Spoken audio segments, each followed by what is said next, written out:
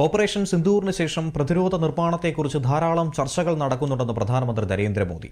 രാജ്യത്തെ പ്രതിരോധ ഉൽപ്പാദനം 1.25 ലക്ഷം കോടി രൂപ കവിഞ്ഞതായും അദ്ദേഹം പറഞ്ഞു. റോസ്ഗർ മേളയുടെ ഭാഗമായി വിവിധ സർക്കാർ വകുപ്പുകളിലായി പുതുതായി നിയമിതരായ 51,000-ലധികം യുവാക്കൾക്ക് നിയമന ഉത്തരവുകൾ കൈമാറുന്ന ചടങ്ങിനെ വീഡിയോ കോൺഫറൻസിംഗിലൂടെ അഭിസംബോധന ചെയ്യുകയായിരുന്നു പ്രധാനമന്ത്രി.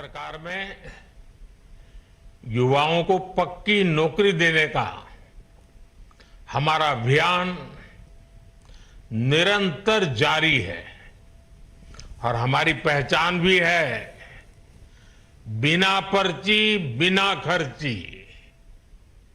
आज 51,000 से अधिक युवाओं को नियुक्ति पत्र दिए गए हैं।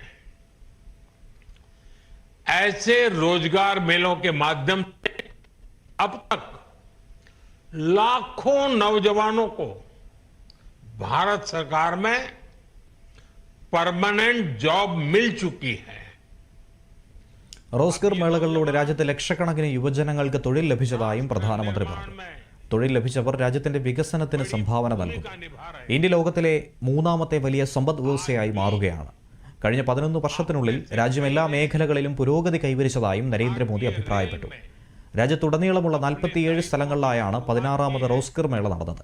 കേന്ദ്ര സർക്കാർ മന്ത്രാലയങ്ങളിലും വകുപ്പുകളിലുമാണ് നിയമനങ്ങൾ നടക്കുന്നത്. രാജ്യത്തുടനീളമുള്ള റോസ്ഗർ മേളകൾ വഴി ഇതുവരെ 10 ലക്ഷത്തിലധികം റിക്രൂട്ട്മെന്റ് കത്തുകൾ വിതരണം ചെയ്തിട്ടുണ്ട്.